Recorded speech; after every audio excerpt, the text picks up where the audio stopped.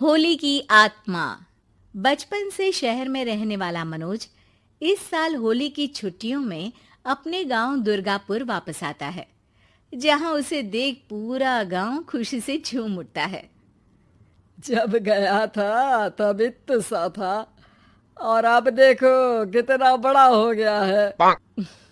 हाँ सरपंच जी, जब मैं गया था तब आप भी बहुत जवान थे और अब देखो कितने बूढ़े हो गए हैं आप। चलो चलो बढ़िया है। बच्चा घर वापस आ गया। इसी खुशी में आज रात पार्टी होगी। क्या बात है, गांव में भी पार्टियां होने लगी। वैसे अगर पार्टी की बात है तो आज क्यों सीधा होली पार्टी करते हैं। होली पार्टी की बात सुन चहल पहल में अचानक सन्नाटा छा जाता है, जिसे देख मनोज को कुछ अजीब लगता है, लेकिन तभी सरपंच बात पलट देता है। अब बहुत देर हो गई, चलो सब अपने घर चलो, पार्टी के बारे में कल सोचेंगे। मनोज भी मम्मी पापा के साथ घर आ जाता है, पर होली पार्टी और उस पर पूरे गांव की खामोशी वाली बात अभी तक उसके जहन से निकलती नहीं। पापा, होली पार्टी की बात पर सब चुप क्यों हो गए थे? अरे होगी उनकी कोई अपनी बात। मुझे गांव की पंचायत ही थोड़ी पता है। थक गया हूँ, चलो सो जाते हैं, कल बात करते हैं। पापा की बात मानते हुए मनोज भी सोने चला जाता है। आज तो छुपा लिया, लेकिन हफ्ते बाद जब होली का दिन आएगा तब इसे कैसे रोकोगे?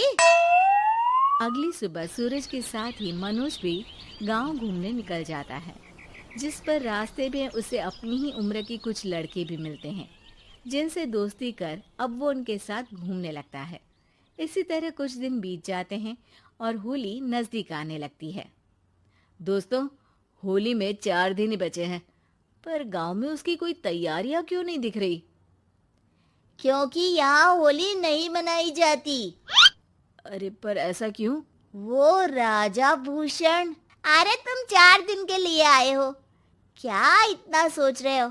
चलो कुछ खाने चलते हैं। इसी के साथ एक बार फिर होली की बात को टलते हुए देख मनोज को शक होने लगता है।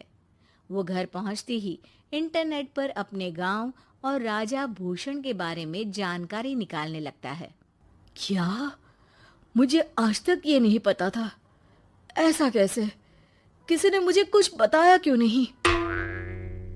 सारी जानकारी लेने के बाद मनोज गांव वालों या अपने मम्मी पापा से कुछ पूछे बिना खुद ही उसकी सच्चाई के बारे में छानबीन करने लगता है, जिसके चलते वो राजा भूषण की हवेली में पहुंचता है।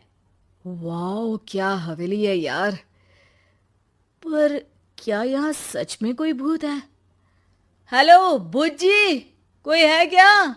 हम इस साल गांव में होली सेलिब्रेट कर रहे हैं, क्या आप उस पर थोड़ा इंटरव्यू देंगे?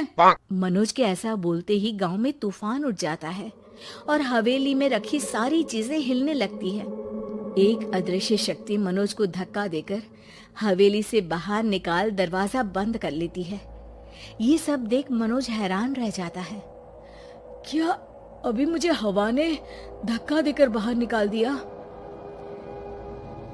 मेरे होते हुए इस गांव में कभी होली नहीं मन सकती, इसलिए दोबारा ऐसी कोशिश भी मत करना, अंजाम बुरा होगा। आवाज सुन मनोज हैरानी से इधर उधर देखने लगता है, पर उसे कोई दिखाई नहीं देता।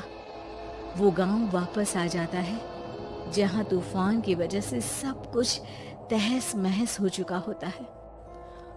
आखिर ये तूफान आया कैसे? ना ऐसा कोई मौसम था और ना ही हमने होली का त्योहार मनाने की बात की थी। सरपंच की बात पर कोई रिएक्शन दिए बिना मनोज चुपचाप अपने घर चला जाता है। इस तरह देखते ही देखते होली का दिन भी आ जाता है और मनोज रंग लेकर गांव में निकल जाता है, लेकिन गांव पूरी तरह खाली होता है। अरे त्योहार का दिन है, धूमधाम की जगह मातम क्यों मनाया हुआ है? मनोज की आवाज सुन सब अपने घर की खिड़कियां खोल के घर के अंदर से ही उसे वापस जाने के लिए कहने लगते हैं, पर वो किसी की नहीं सुनता। तुझे पहले भी समझाया था, अगर होली खेलने की कोशिश भी की तो अच्छा नहीं होगा। अरे बात मान लो बेटा, तुम्हें सच नहीं पता। मुझे सब पता है। सालों पहले इस राजा ने एक अंधविश्वास फैलाया और आप लोग आज तक उसे मानते आ रहे हो। अरे बेटा, जब तुम पैदा भी नहीं हुए थे उससे भी बहुत पहले से इस गांव पर होली का श्राप है। अगर गांव में होली का त्योहार मनाया जाता है तो प्रलय आना पक्की बात होती है। राजा भूषण इस सब में नहीं मानते थे और त्योहार मनाने लगे, जिसके चलते होली वाले ही दिन पहले उनके बेटे की और फिर उनकी मृत्यु हो गई। तभी से गांव की रक्षा के लिए उनकी आत्मा उस हवेली में रह रही है। सबकी बातें सुन मनोज उलझन में पड़ जाता है।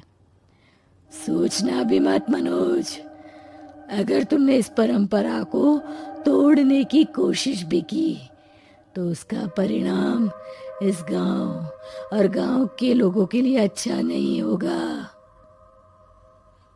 मुझे भी यकीन नहीं हो रहा कि आप लोग एक बेतुकी बात को मानकर सालों से रंगों के त्योहार को मातम की तरह मनाते आ रहे हो। मनोज किसी की कोई बात ना मानते हुए पूरे गांव में रंग बिखेर देता है, जिसके तुरंत बाद वहां तूफान के साथ बिजलियां गरजने लगती है। अचानक मौसम में ऐसा बदलाव देख जहां मनोज कंफ्यूजन में आ जाता है, वहीं गांव वाले डर से सहम जाते हैं।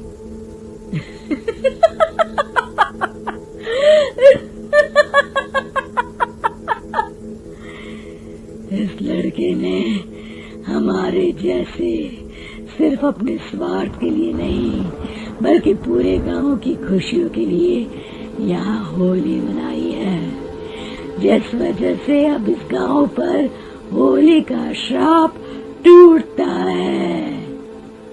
ऐसा बोलकर राजा का भूत वहां से गायब हो जाता है, जिसके बाद गांव के लोग धूमधाम से होली मनाते हैं। खुशियों के रंग गांव में बिखरे ही होते हैं कि अगली सुबह अचानक मनोज कहीं गायब हो जाता है और एक बार फिर गांव में होली का नया राज शुरू हो जाता है।